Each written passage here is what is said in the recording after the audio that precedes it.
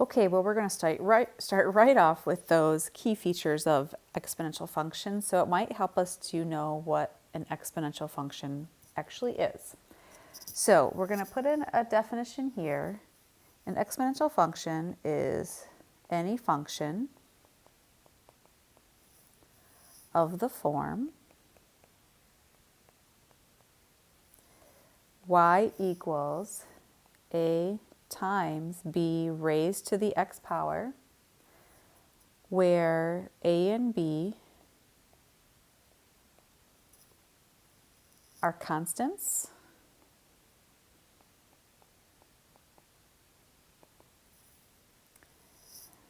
with a not equal to 0.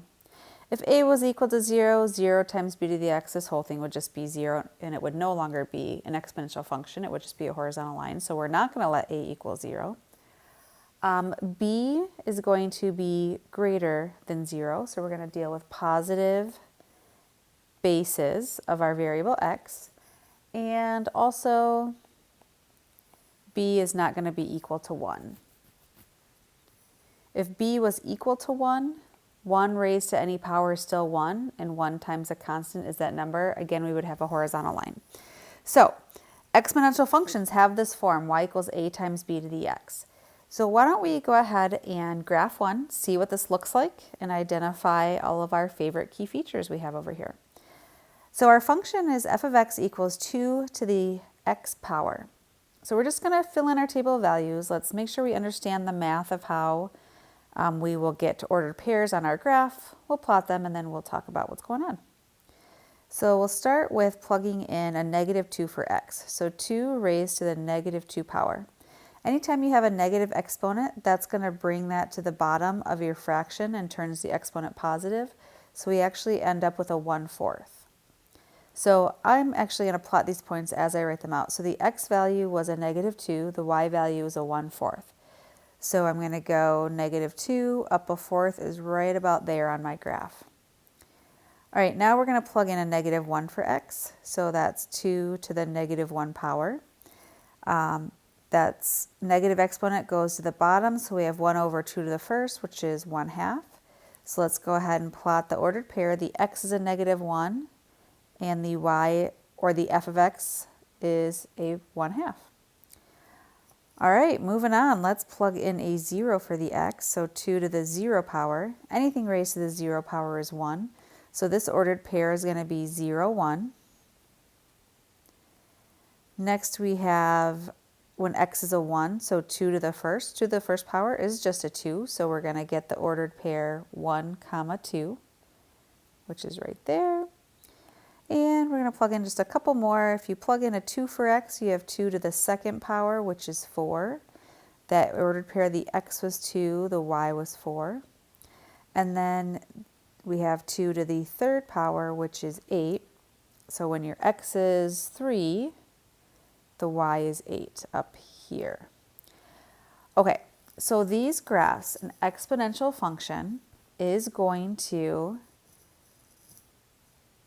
increase exponentially. So it's going to increase quickly. If you notice it's not a constant increase, I'm going to go ahead and draw on these points. It's as we move forward through that x-axis, it's just going to get a steeper and steeper and steeper increase.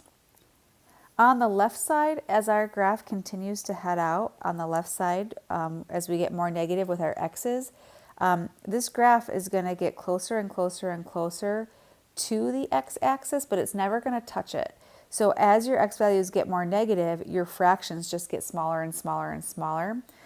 So we end up with an asymptote here. So let's go ahead and identify our key features. Domain, we plugged in negative numbers for x, positive numbers for x. We plugged in a 0x. First, so our domain is all real numbers. There wasn't a number that we could not plug in that made our function undefined. The range, what we notice is when we plugged in all of those x values, our outputs were all positive. They were not equal to 0.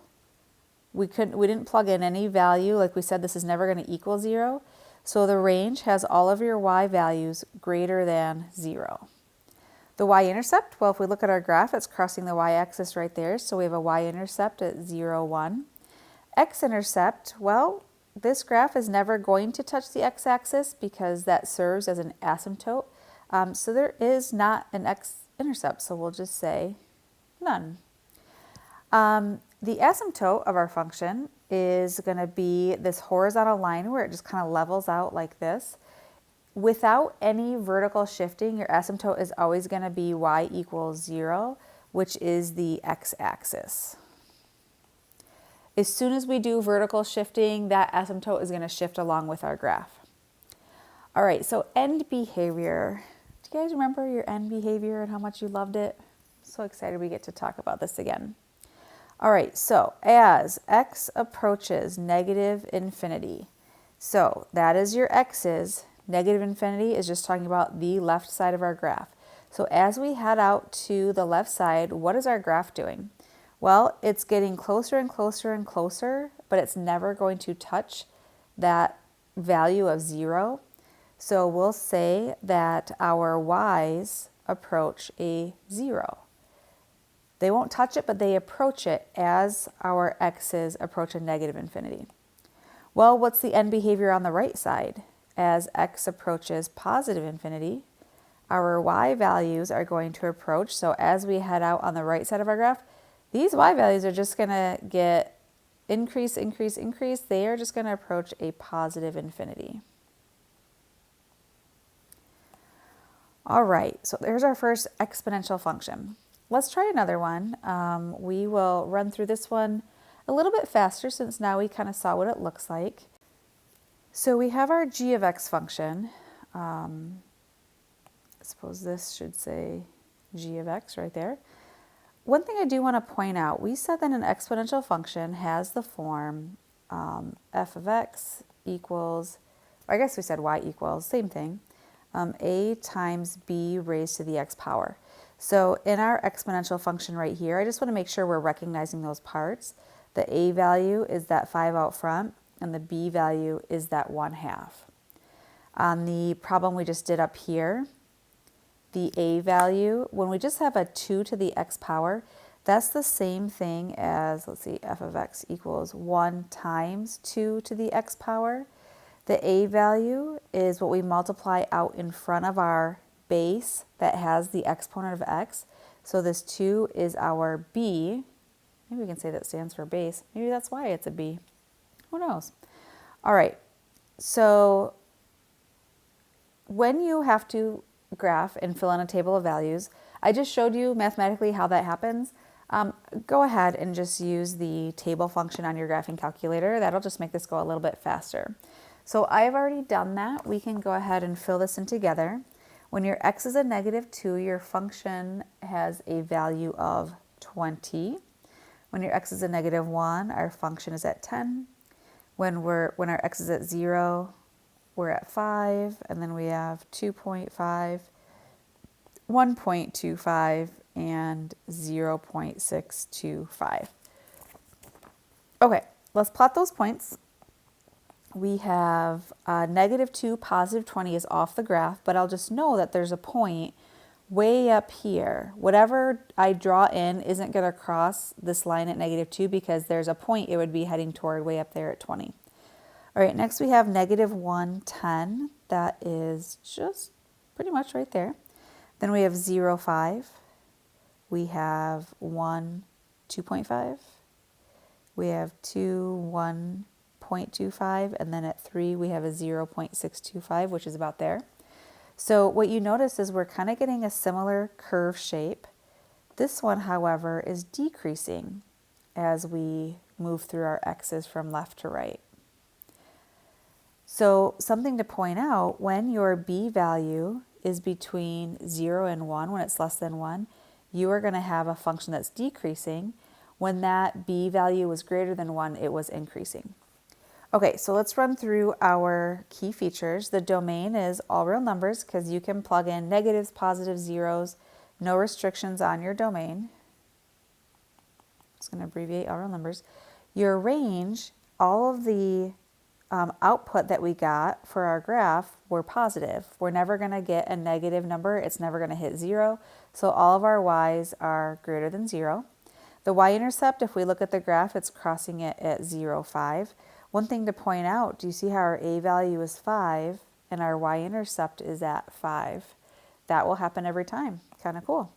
X-intercept, we don't have one. Asymptote. So without a vertical shift, your asymptote is always going to be y equals 0. And just to remember, that is the x-axis. And then the end behavior.